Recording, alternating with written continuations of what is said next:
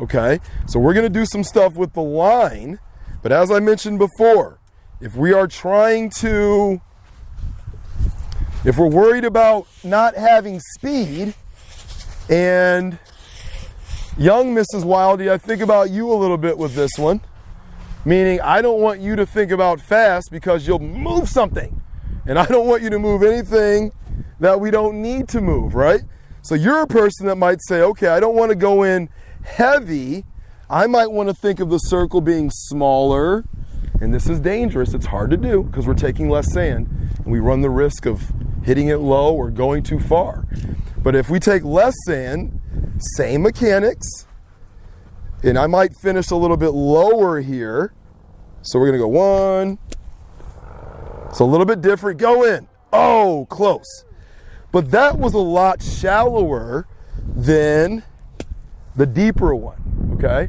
No right or wrong. So 2 things. We're gonna say, for one, what's the first rule? Well, Alec will tell you. What's the first rule about bunker play here at Blythefield? Don't hit it in the bunker. That's the easy one, right? Don't hit it in the bunkers, right? So that's the first step.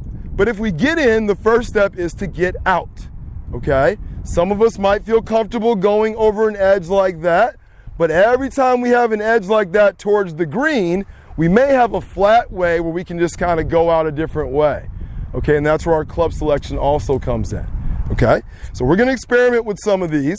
I had one last thought that I wanted to kind of address before we get over there. We're gonna hit some lines first and practice hitting the back of that line, clearing the line out, and hopefully that line is in the middle of our divot that we make, okay? Then we're gonna hit some golf balls. But as we mentioned before, sometimes the pin is close, sometimes it's far away. If the pin is close, the biggest thing that happens to all of us, Alex and I included, pros, I saw guys doing this at the Invite with some of the shots. When we have these close shots, we have this vision that we can only go to the flag. Like we have to hit some perfect shot that has to land, millimeters away from that hole, and if it goes past it, we're in trouble, right?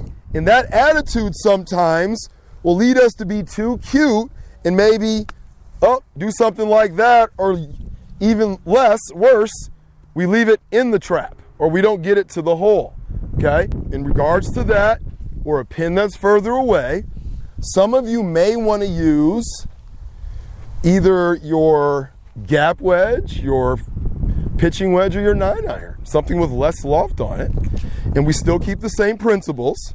But what it does is it gives you more power, more distance. I did a playing lesson with Mrs. Solt, and we were talking about that, and she just assumed wherever she was, she had to grab that 60-degree wedge and try to hit it out. And she was doing it for a shot that was like from here, like almost to that green. And I'm like, well, I wouldn't do that from there. I'd probably hit my 9-iron from there. So we talked about long bunker shots.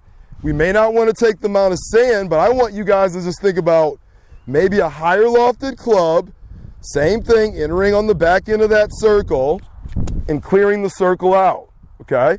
That was a little heavy, but you see how it ran out a little bit, okay? So the biggest thing that I want to do today is just talk about that fear. So we're going to go get you guys in your stations, and we're going to draw a line. I think we have 6, so 1, 2, 3, 4, 5, 6, 7, 8, 9. We'll share a couple of them there. But we're going to make a line, and we're going to practice squatting, open our club face, try to enter behind that line, and clear the entire line out. And hopefully the middle of that divot is where the line would be, okay?